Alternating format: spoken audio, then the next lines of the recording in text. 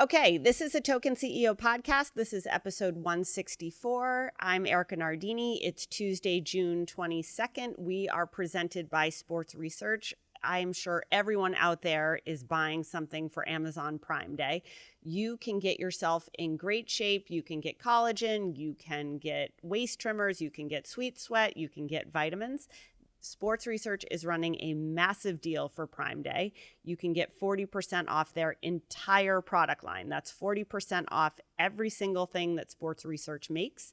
If you go to Amazon Prime and buy from Sports Research, you can get 40% off. Today is the last day to take advantage of that. So we've got a big episode today. It's Tuesday. It's the last week before what I think is going to be 2 weeks vacation for 4th of July. People are either going to take the first week off or they're going to take the second week off. And as everyone knows, that's the official start of summer. So we're trying to jam in as much good content as possible and jam as much work out over here at Barstool Sports. We have a loaded episode today. We're going to cover a whole bunch of stuff. So we're going to start the episode. We're going to key into what's coming up at Barstool. We'll talk a little bit about Dave getting suspended from Twitter. I went and saw the Penn folks last week, so we'll give an update on that. We'll talk about Victoria's Secret and what is happening with the Angels and the entire rebranding of the company.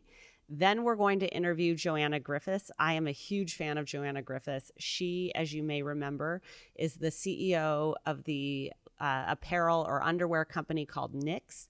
What's amazing about Joanna is that she raised $40 million when no one said she should. She did it in her third trimester, and she told any VC who had anything to say about her running a business as a woman, a pregnant woman, and a woman in the third trimester with twins to pound sand. So we love that kind of energy over here. And I think you'll really enjoy her perspective on being an entrepreneur, the women's underwear space in general, which will tie to our conversation with Victoria's Secret, and her energy and mojo in going out and raising money. Okay, so here's what's happening around Barstool this week. We have Brandon Walker is going to be coming at you live this week from the College Baseball World Series. He'll be live in Omaha, Nebraska. If you are into college baseball or you like Mississippi or you just happen to be a fan of Brandon Walker after his dad episode last week, you can catch him this week live in Omaha from the College World Series. We also have the Barstool Street Hockey Tournament. So we're doing our first street hockey tournament ever.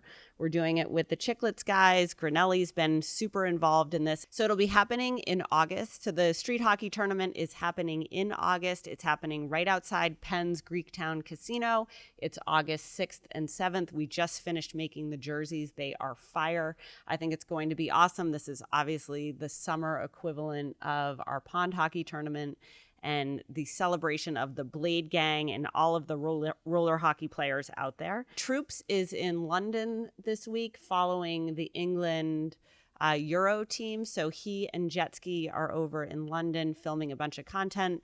They have a big game tonight. Obviously, England tied Scotland this weekend, which was a little bit of a shocker. So if you want to check out what's happening with the Euros, Troops is a great person to follow, and he's all over that live from London. Looking backwards, last week I went to Penn's board meeting. I'd never met Penn's board in person. A little bit different environment than our board meeting, which is a little bit, just to be fair, like a gong show. But very nice people. Everyone was very interested in Barstool. We got peppered with hundreds of questions, I felt like, around what we're doing, how we do it, what we see happening in the world, where things are going. I also thought it was really neat to see like Penn's adding a lot of new board members. They also have a fair amount of board members who've been with the company for a long time and have seen Penn National move through a ton of iterations around their business. Related, but not really, Dave got suspended from Twitter on Friday night. So everyone thought it's because he said he would drop his nuts on somebody's head who was criticizing Penn, which I thought was a fair line. I'd be shocked if Twitter suspended you for saying, I'm going to drop my nuts on your head. But it was because we had a hype video, I think, from 2015 that used a Celine Dion song, and that is what put someone over at some music group over the edge. Dave got suspended from Twitter. He created the Free Dave Portnoy movement, and lo and behold, 45 minutes later, he was back. So that was this weekend. And then finally, just rounding out the sports news, we will be doing Islanders stream. So it's obviously NHL playoffs. The Chicklets guys are covering that. Frankie Borelli, happy Father's Day to Mr. Borelli. Frankie Borelli and his dad will be streaming live from Borelli's this week as the Islanders move through the playoff against the Lightning. Biz is rooting for the Canadians. I have to say I am too. Vegas seems to be the overwhelming favorite here. So that's NHL playoffs. If you are looking to watch the Euros, or you want to watch NHL playoffs, or you want to see what Brandon Walker is doing live from the College World Series, Owen's Craft Mixers is a great way to make a cocktail. They have everything you need to make a great high quality cocktail from home. All you need to do is to add vodka or gin or your favorite alcohol. They do the rest for you.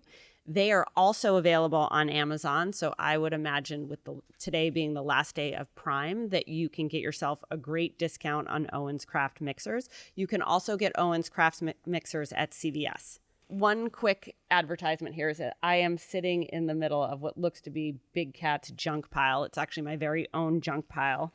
Shout out Rachel Beeman, who is theoretically going to raffle this off to people who listen to this podcast. If anybody listening to this or watching this wants any of this stuff and has a good idea for how we give it away, just DM us, DM the token account, and tell us how we should manage that. We've got Let Them Play stuff. We've got New Balance shoes. We've got a whole bunch of sweatshirts.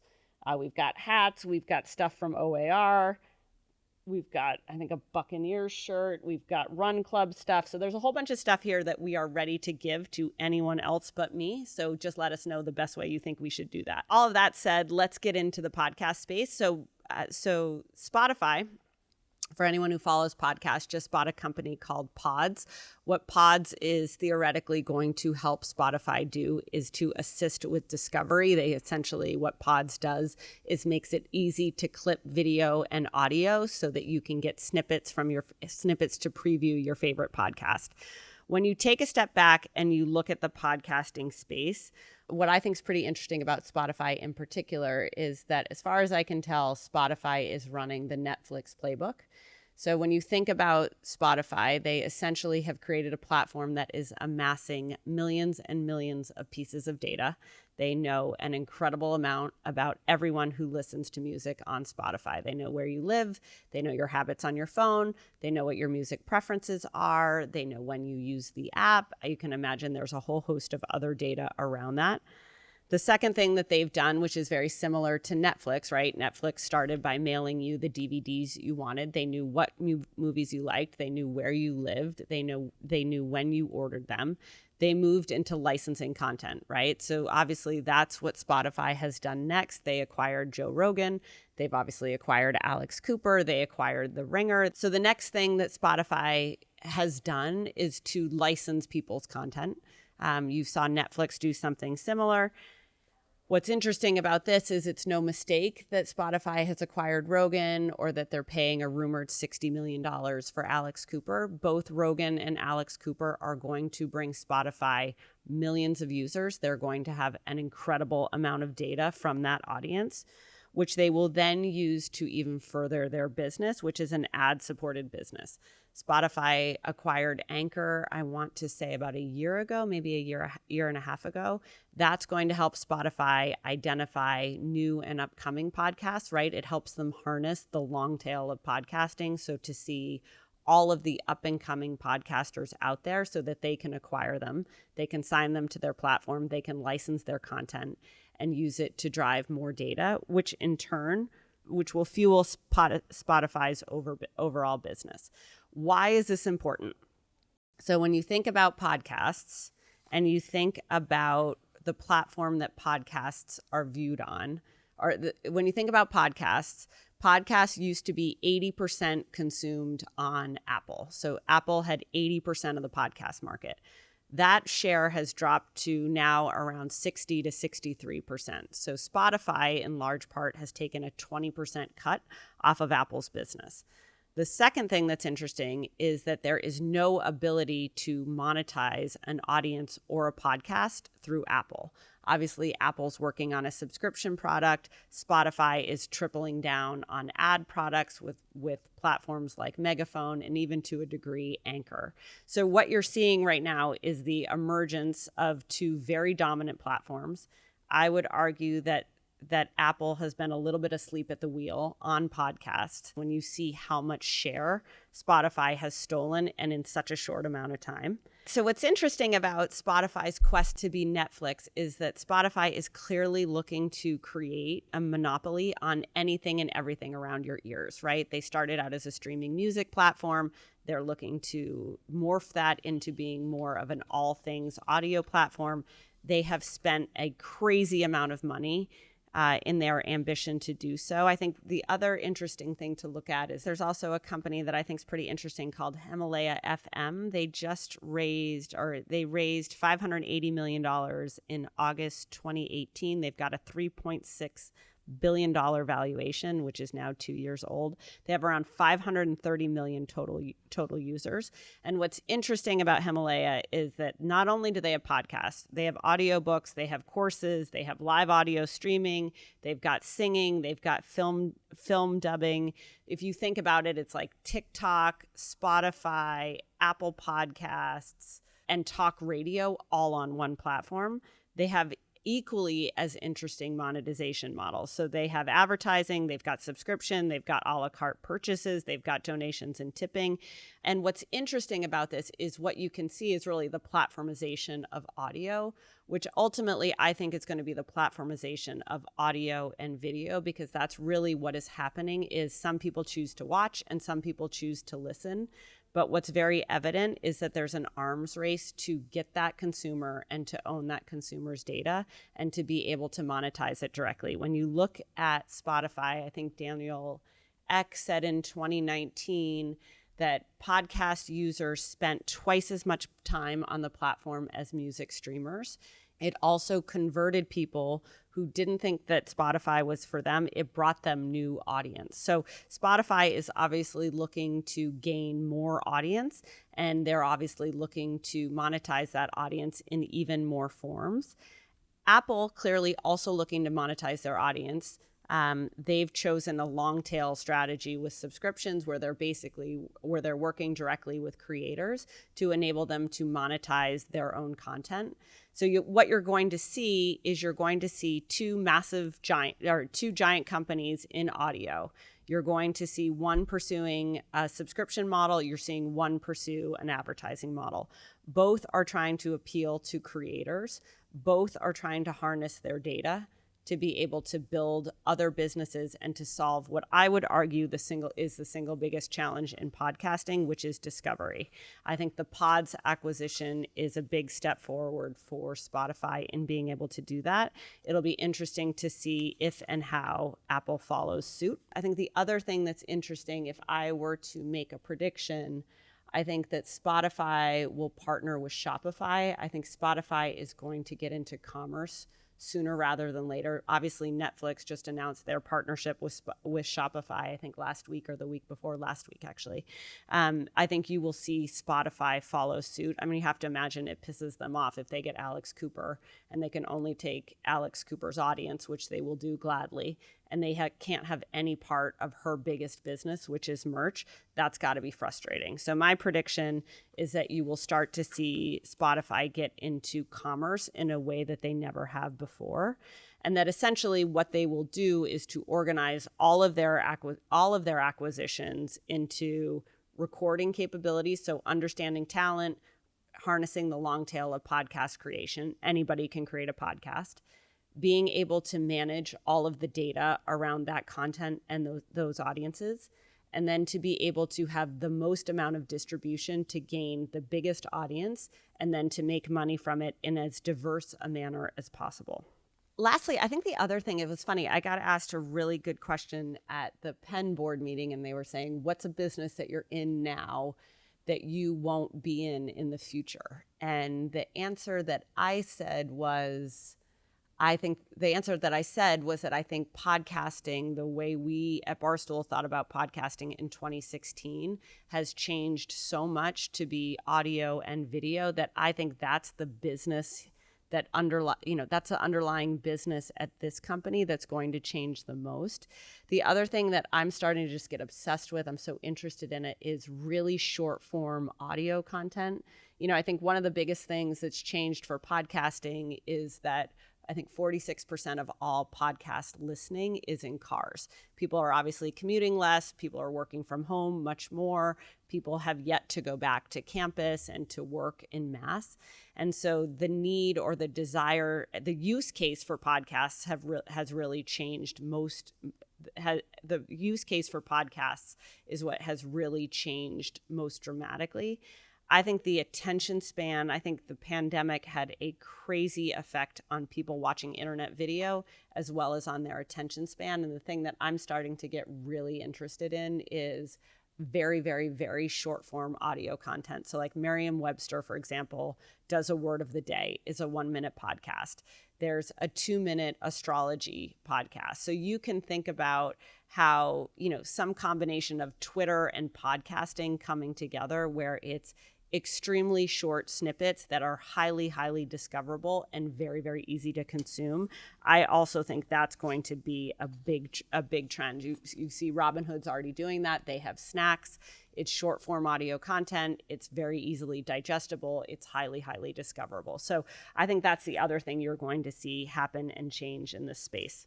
So let's talk about Victoria's Secret. All right. First and foremost, I want to say I loved looking at the angels. I thought they were gorgeous. Stephanie Seymour, I think, is one of the most attractive, beautiful women I've ever seen in my entire life. I loved the Victoria's Secret fashion show. I could not get over how slender these women were, like how they strutted their hips down the runway. You had Gisele Bündchen in like the $15 million bra. You had the pageantry and the feathers and the wings everywhere. I just thought it was a spectacle. I loved watching it. You know who else loved watching it is men. And what was interesting about Victoria's Secret as a company is the entire origin for Victoria's Secret was to create a lingerie buying experience that men would like. So the founder of Victoria's Secret went lingerie shopping with his wife. That sounds torturous to me. He hated it. He went to like a Nordstrom's. He thought it sucked. And so what he did was to build a shopping experience that was delightful to men. And that was the whole brand origin of Victoria's Secret. We had the episode a few months back on A Promising Young Woman where we talked about what was happening in film with the male gaze. And the idea of the male gaze is that in film, the vast majority of content is made by men. So it's made for a male, it's made by a man. It has a male director. It has a male writer. It has a male videographer. And then it's made for men to watch. So not only are the people behind the camera men, the entire orientation of film has been to give pleasure to a male audience. Victoria's Secret is the same fucking thing. So the entire premise of Victoria's Secret was to make lingerie and to make lingerie shopping appealing to men. So this is a company, just so we're clear, this is a company that proudly said they never did market research. They didn't do market research, which essentially is asking your customer what they want from you. They never did market research because they really didn't need to, because starting in the 70s, they just had their male execs, this is not a joke, they had their male execs sit around a table, describe their sexual fantasies, and that is how they made Victoria's Secret products. So they made everything for the bedroom to satiate the ideal sexual fantasy of their execs. And that is the core DNA of Victoria's Secret. And it worked. They turned it into a $1 billion, they turned the company into $1 billion business, but they did it by thinking about creating products for a woman as a sexualized object and in the context of being a guy's fantasy in the bedroom. Obviously, that's gone through a ton of iterations over time. The company needed to evolve and to change from not only being a place where men wanted to shop, but lo and behold, where women actually wanted to shop. I think what's interesting about Victoria's Secret, I mean, I grew up, Victoria's Secret was like in every single mall in the country. Like every girl was buying the like pack of 5 thongs from Victoria's Secret, or the notion of, everyone bought into the notion of having the push-up bra. The thing that I think is most interesting about Victoria's Secret is they have been so adamant around not changing with the times. And part of me respects the idea of staying true to your brand and loyal to what you stand for. part of what I think is extremely stupid about Victoria's Secret is they just completely missed the way that the wind was blowing. So not only did women stop wanting to buy push-up bras, I hate a push-up bra. Like all that padding around your boobs, like I just think it makes you look fat. But anyways, their consumers started to want a different type of look. She was wearing sports bras. She was wearing bralettes.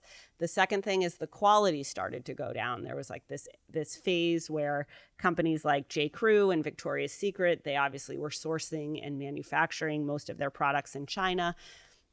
The quality started to wane a little bit. And I think the average price of a Victoria's Secret bra was probably like somewhere around like $45. Like that's a lot of money. If I remember being 20 and buying Victoria's Secret and like that was a lot of money. 3 bras cost you over $100. But the biggest thing is that all of these other startups like Knix, who we'll get into with Joanna, all of these companies started to eat Victoria's Secret lunch because they understood the core consumer. And I think that's the biggest thing that Victoria's Secret missed is what their audience wanted. She didn't want to look like a pinup doll. She knew that she was not going to be Stephanie Seymour. She wasn't only interested in lingerie to look good in the bedroom. She needed something that was way more practical. She needed something that she could wear to work and that was functional. She wanted a product that was high quality. And what I think the biggest miss is for Victoria's Secret is that they didn't understand that. They launched Pink. Pink was very successful. It was like their juniors line.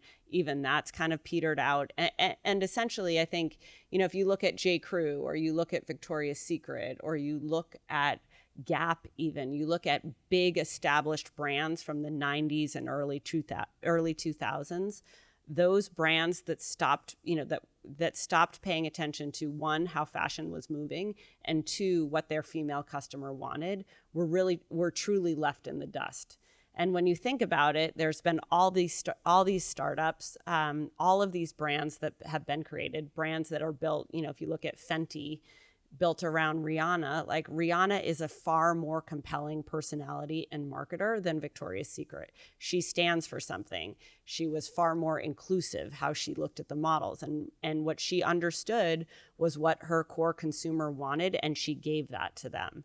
So I think there's been a couple things that have changed. One, women want, to Joanna's point, you'll hear this in a second, women want underwear, not necessarily lingerie. The second thing is women want to see themselves in advertising, not just see an image of perfection that's frankly unattainable.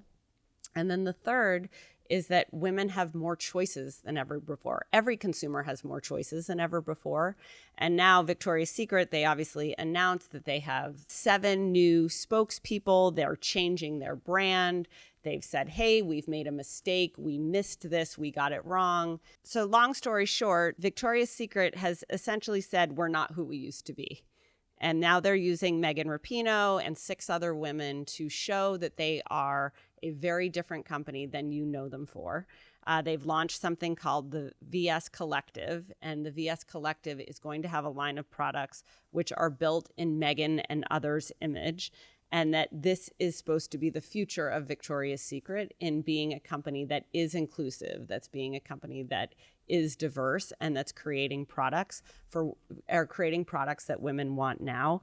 I don't think it's possible. I also don't think it's going to work. I think the DNA of Victoria's Secret, literally from the day it was founded, was about sex and about what an ideal male scenario for sex looks like in terms of what a woman should be wearing, how she should look, the idea of having big boobs, the idea of being very padded and primped. I think those days are over. I don't think it matters who you put as the face of your brand. I think if you don't have integrity and authenticity and really any true foundation that permeates through your entire company, it's not possible to just slap on new people and faces and to say that you're something you're not, especially when you've been adamantly and vocally the exact opposite of that for so long. Before we get into Joanna Griffiths, who I'm very excited for, I just want to give a shout out to Top Resume. Top Resume is the world's #1 authority on resume writing. Everyone knows that to get a job, you have to have a resume that works. You have to catch somebody's eye. You have to articulate what you are doing in your career and why that matters and why you're better than the next guy or the next girl to get somebody to hire you. The experts at Top Resume provide more than just spell checks and typos, although I would argue that's very important. They give a comprehensive review of your resume from trusted experts, and they give you personalized recommendations for how to make your resume stronger. If you go to topresume.com/token, you can get a free resume review. Super easy. Just upload your resume. You'll get a free evaluation, and then you'll get some expert advice. And better yet, you'll get 15% off their professional resume writing services. Go to topresume.com/token. You'll get a comprehensive review, and even better than that, you'll get 15% off. That's topresume.com/token. Joanna Griffiths is next. She is the CEO of Knix. She and I have a great conversation about being an entrepreneur, being a woman in business, what exactly it means to have leak-proof underwear. That was very illuminating for me. And also her perspective on raising money as a woman, and also, and more importantly, and also what it's like to raise money as a woman. Give us the pitch on what Knix is. Well, first of all, thanks so much for having me. And I'm Joanna. I'm the founder and CEO of Knix. And we are reinventing intimates for real life. So we do that by imagining what products can be, really creating kick-ass products that are designed for people's lives, and then by reimagining what a brand can be. So we predominantly use our customers in our marketing. We love to tackle taboo subjects and go places that other brands won't, and have a lot of fun while doing it. Okay, that's amazing. I love the marketing for Knix. I love everything that you guys are about. It reminds me when very early in my career, I got the chance to work on the campaign for Real Beauty. I still worked in advertising, and I was trying to figure out how to make campaign for Real Beauty global, because global definitions of beauty are so different. And the idea was to be somewhat shocking, but you can't be too shocking so that you're alienating. How do you think about that balance? Like, I think one of the interesting things about, creating accessibility, in reading about you, one of the things I really liked is like you felt underwear was frilly, which I agree. I think underwear is like bad quality. It's frilly. And then it's also like your underwear is like, it's got to be sturdy. Like if you're on the go and you're moving and you're making things happen, like your underwear has to be able to like take the ride with you. Very often does. How did you think about like going so far with the marketing, or how did you think about the development of the product in the gaps that it was serving for women? Like, can you just talk about that a little bit? Yeah. So I think first and foremost, what I saw at a product level was that products were being designed to be worn for 5 minutes. Like the intention was literally put this on and then someone will take it off of you and then you'll go and you'll have sex, right? Like that was so much of it. And so we saw the chance to make products that were designed to be worn for 15 hours, not 15 minutes. And that was like the first kind of idea. We started in leak-proof underwear. We were one of the pioneers within that category. And I think when you're creating a new space and you're doing something like making leak-proof underwear, you just have to be very comfortable going places that others won't. Like you have to normalize the conversation. You have to make it accessible. You have to make people feel super comfortable with you as a brand. And so that was our roots. And I feel like it's just translated from there. And when I was thinking about Knix, I hated how the market stereotyped us as women. Like you were either a Victoria's Secret sex bot, or you were a Reebok CrossFit junkie, or you wore Hanes granny panties. And Totally. It's like, yeah, like actually, no, sometimes I'm an athlete. I'm all of them and none of them. I'm all of them and none of them. And I felt like no one was like really having a candid conversation about what life was actually like for women. Yeah. No one was acknowledging that like women have a sense of humor and they like don't always take themselves too seriously, and they want to be open and candid. And so that's how we built the brand. And it was like before authentic marketing was a term, or do you know what I mean? Like, yeah, you didn't do it for the market. You weren't like formulaic. You were just like, hey, I'm working 15 hours a day. I'd like my underwear to come along for the ride. Nobody's necessarily stripping these off of me after 5 minutes. It's got to make it through the wash. I'm washing darks with lights and lights with darks. And it's like, it's got to be able to roll. And I think that shows in the product and obviously shows in the success of the company. Thank you. Thank you. And then the other thing I've learned too over the years when it comes to like our campaigns or our marketing is that like, I know I'm onto something when I'm like nervous about what we're going to post. And I can't tell if people are going to be like, this is genius, or if they're going to be like, this is the worst thing I've ever seen in my entire life. And so I've just learned to like lean into that. Like if I'm nervous and apprehensive about, like, I'll give an example. Last year, we launched the first lingerie ad that only featured women over 50. So it was women ages 50 to 81. And, it was to Demi Lovato's Confident. And it was like this whole big thing. And I was like, people are either going to be obsessed with this or they're going to think it's the weirdest thing they've ever seen. And I think I'm learning to trust my gut that I'm nervous because I haven't seen it before. And if I haven't seen it before, it's because it needs to be told. And our job is to tell that story. So sorry, Joanna, can I just ask a stupid question about the product? So leak-proof underwear, like, am I not wearing a tampon and I'm just having my period in this underwear? How does this work? Yeah, that's exactly what happens. Now, why would I not want to wear a tampon? I'm sorry. Like, I've been dying to ask this question. So like, I realize this is probably not the right forum, but like, that's what I want to know. Yeah. Okay. So first of all, I think we have to clarify that there's like all different kinds of leaks. Like women sweat, they have discharge, you get your period, you have like bladder leaks, you have like there's a whole universe and world. And a lot of fluid down. There's a lot of stuff going on. We don't talk about any of it. 100%. 100%. There's a lot going on.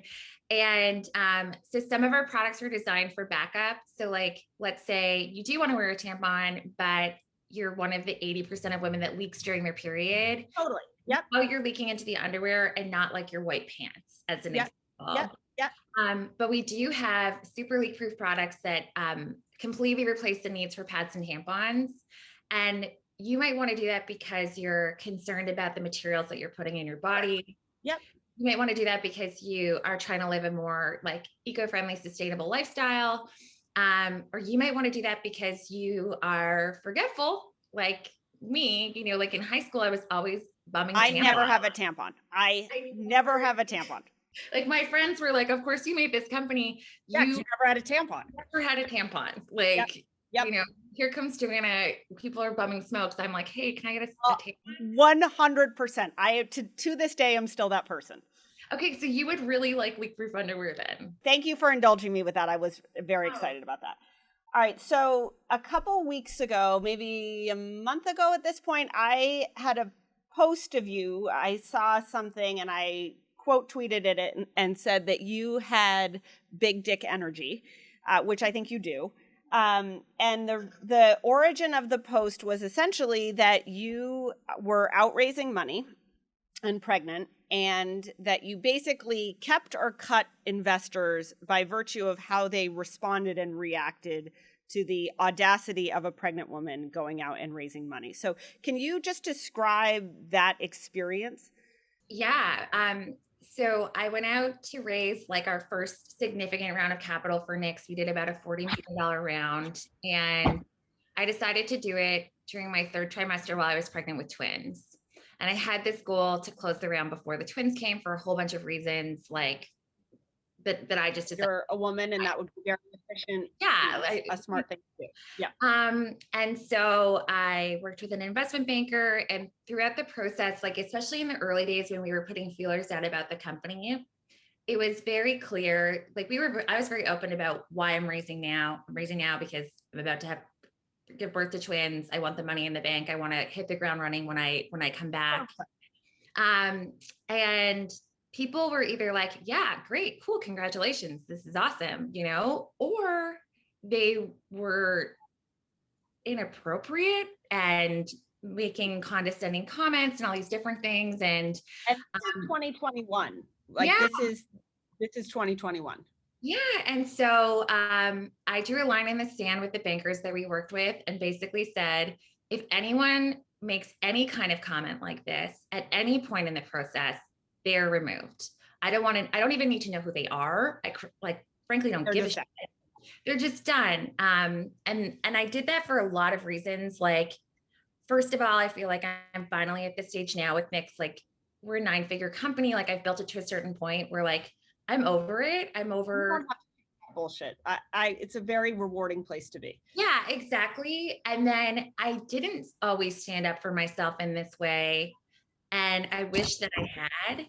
And so ultimately, like, I think that when you're finding investors, it's so important that you find people who align with your values and your vision for the company. And my vision for Knix is so rooted in this idea that we can do anything. And if we let go of the bullshit that we tell ourselves every single day, that we're not pretty enough, skinny enough, like a good mother enough, whatever it is, these narratives that we tell ourselves every single day, that we'll be capable of anything. And so if someone felt like I wasn't going to be capable of running my business because I was pregnant, then like they sure as hell were not going to understand Knix and what we were about, and they were not going to be the right partners. Champion. Yeah. So why waste the time, you know? Mm-hmm. So you ended up, I think you were looking to raise 25 million. You raised 40 million, so nearly double that. So congratulations. I also think, I think there's always been an unwritten rule that as a woman in business, you should never show you're pregnant ever. Like I remember being pregnant. I took a job at a pre-IPO company. I hid my pregnancy, I swear to God, until I was 9 months pregnant. I don't know. I just hid it. I like just wore like muumuus and I was like, like just a little tired, but it's like, I think the other thing is like the normalization of the idea that you can be all of these things at once. Yeah, it's a little messy. Yeah, it's like, you need to rest a minute or you're going to go work twice as hard another minute. But the idea that you can be it all is something that I just think I think is so important. And I also think the way that you were, look, what I love about it, I find myself in similar situations at Barstool where I don't need to be outright confrontational and alpha. Like, I don't need to have a fight about what people think about me or what they think about my company. I do feel that it is infinitely in my choice to block or accept people or to engage or disengage. And I think that's a really effective way for women to manage a lot of things. And it also shows a standard and a commitment to, in your case, what you stood for and what the ethos of the brand is. Why do you think, it is 2021, I think 3% of all VC money goes to female-led startups in the first place, let alone pregnant. That's probably like 0.00001. That's probably people that invested in Knix. Why? Yeah. Why do you... why do you think that is? Like, what is it just because it's male dominated? Is it because it's the financial sector, which is, I would say, one of the less like intuitive, culturally rich sectors? Like, why do you think that is? I think it's so many things. I think that from what I've read, at least, a lot of VCs like to pattern match. And so there just hasn't been until recently this strong history of women leading big companies and raising big rounds. And like, even as recently as like 2 weeks ago when Vimeo IPO'd and you had the Figs founders IPO and like, Bumble IPO'd, like you're starting to see it now, which I think is really exciting. But before they were pattern matching and they didn't know how to match women. There were not female partners. So like, I can't even tell you, we just talked about Leak Proof Underwear and that was a very lovely conversation. I can't begin. I feel much more informed. And you feel more informed. I can't begin to tell you what it was like for me in the early days with Knix raising money and talking to all male partners about Leak Proof Underwear. Yeah, you probably had to use like every euphemism possible. Every meeting I would go in, doesn't matter what city I was in, and they'd be like, oh, let me just grab, and they'd find like the one woman in the office and they bring her into the meeting room and they'd be like, hey, Sally, like, do you pee yourself? Is this a thing? And then that would be the audience of one, and it would be so inappropriate and so uncomfortable. And so I think that like we had a partner issue where now there's more women in bullshit thing that still happens. It still happens to me. It still happened in this round where we treat female-led companies as lifestyle brands. Like the number of times that people have said to me like, oh, what a niche idea. That sounds like a cute lifestyle brand. Like all of these. cute, what a cute business you're building. And it's like the language is wrong. And then finally, like to your point earlier, there are so many conversations that we need to normalize. Like we need to normalize getting help as a start. Like if you choose to work and you're in a position where you want to have a nanny, what is wrong with that? Like, why do we have to put on this hero status and pretend that we're like putting in 12-hour days and then baking a fucking cake for someone's birthday? And like, you know what I mean? So we need to normalize getting help. We need to normalize how gender roles are changing in the household. Like, we need to normalize paternity leave. We need to just acknowledge that like the world is changing. And I think once we start to acknowledge that, more and more women will get funded. Yeah. Yep. I agree with that. I think the pattern matching is exactly right. Like, I think, one of the things in my career that I was very grateful for is I had the good fortune for a long time to work for strong women. And I remember coming to interview for this job, and I was interviewing with Peter Chernin, who is very strong, but not a woman, very formidable. And he was asking me all sorts of questions, but the attitude was like, why the fuck do you think you're qualified for this job? Which I was infinitely qualified, but felt not qualified at all. I was like, I don't know, I'm not, you know what I mean? And the thing is that really stuck with me with it is that he just took a chance on me. And he said it. He's like, I don't know if you're going to be a huge success or a disaster, but I'm going to take a chance. And the chance worked out for him, right? And it worked out for me too, and it worked out for everyone involved. And I think to the idea of pattern match, I think there's two issues. I think one is the idea of pattern matching where investors don't like risk, right? You're all in a math formula, right? They're like 10% of these companies have got to crush it. I'm just trying to crunch the numbers and try to find the easiest 10% possible. The second thing I feel like is if you are a VC, you don't want to work like an operator. Like there is a very different pace. There's a different worldview. There's a different perception of responsibility. And I'm not saying they don't work hard, but I'm saying that they don't, I think it's an exception rather than the rule of finding investors who are truly going to get to understand the business. Like bringing in Sally, who's Joe's assistant or some junior marketing girl, and have her be like, do you get your period? Like, what is that like? You know what I mean? Like, I think that is such an abdication of your responsibility as an investor to understand the size of a market, the customers in that market, the product benefit. Like, it's not Sally's job to tell you whether your fucking underwear leaks or not. It's your job to understand it.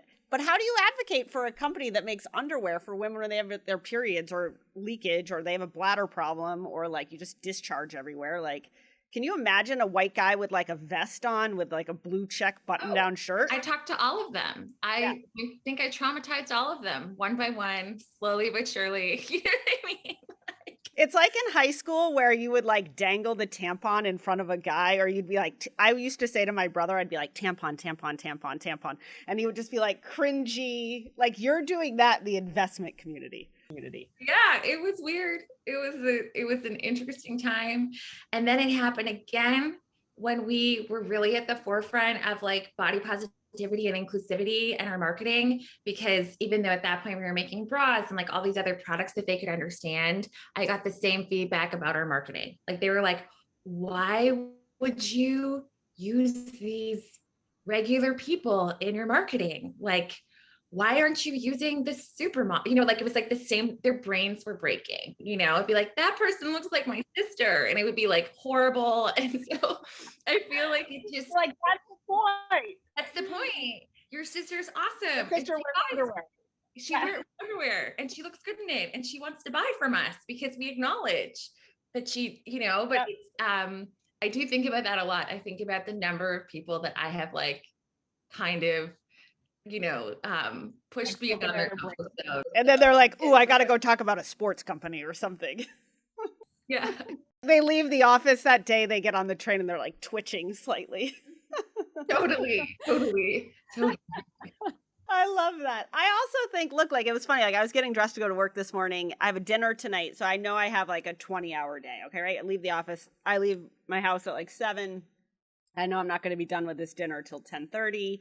I've got to find a decent enough outfit that I'm not going to spill something on. I'm actually worried I'm getting my period, so I could have used you today, and I will fix that next time. I'm wearing white pants. And I was thinking to myself, I'm like, oh, I'm going to have BO by 3:00. I'm going to be slightly schlubby. And then I just was like, fuck it. That's what you get at this point.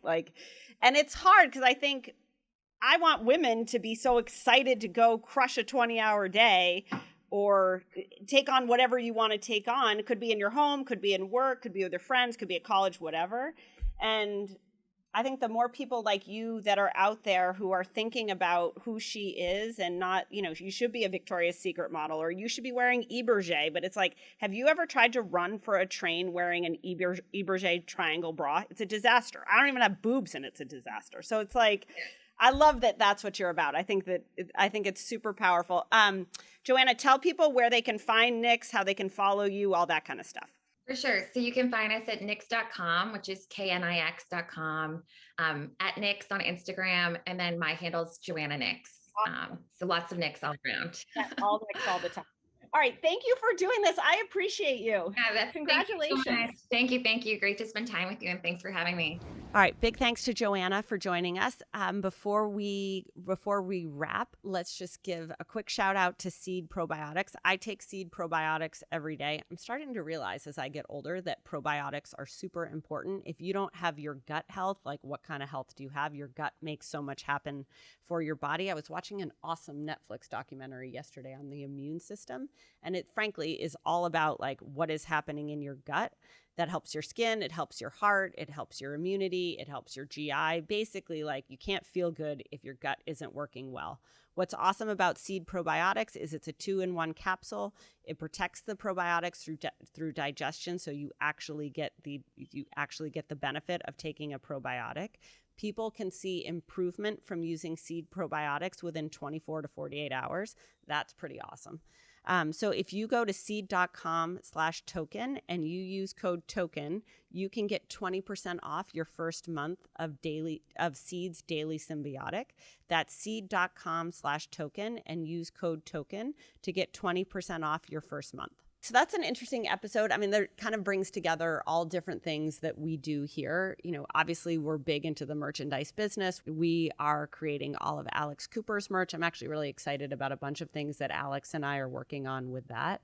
I think the other piece is, what we've really understood and figured out very well is how to take podcasts and to think about podcasts as platforms and brands, not just as mere audio products. And I think that's something that you're going to see a lot more of from Barstool, whereby a podcast is really just a creative idea. And the question is, how does that idea express itself? And then how does that idea monetize itself? So whether it's a live tour, whether it's a video show, whether it's a live stream on Twitter, on Instagram, in Snapchat, in person, on a t-shirt. So there's all different ways that we think about that. It's very interesting to see how Spotify itself is getting in that game. And it's a good question of where they're going to go next. Then transitioning to Victoria's Secret, obviously we are a brand that has stayed hot since Dave created it in 2004. I don't think people appreciate, and this was another thing I talked about with the pen board, I don't think people appreciate how hard it is to keep a brand hot. And I think part of keeping a brand hot is having a brand that's authentic. I think the biggest issue for Victoria's Secret right now is that they seem inauthentic, they seem dated, and they seem irrelevant. I don't know anyone who's A, dying to go to a mall, or B, dying for a $45 bra from Victoria's Secret. We'll see if Megan Rapinoe changes that and the idea of VS Collective brings new consumers to the brand. I'm not sure. And then it's awesome to see CEOs and entrepreneurs like Joanna Griffiths start to launch new companies that are intuitive to women with products that make sense and are of high quality. And then it's even more awesome to see women breaking stereotypes of what it means to run a business and how someone should run a business, including raising money. So that's it for today's episode. You can follow me at EKA Nardini. You can follow Token CEO at Token CEO. If you want to talk to us, just call our voicemail line. It's 440-462-1729. We talk about work. We'll take any questions you have. No piece of advice is too small. So just call us at 440-462-1729. You can watch this episode on YouTube. You can just search Token CEO and you'll find us. And then you can join our Facebook group. It's where we talk shop. We've got an awesome mentoring group going on over there. We're talking about internships, jobs, you name it. We are on TikTok, LinkedIn, YouTube, Facebook, and Instagram. And we will see you back here on Thursday.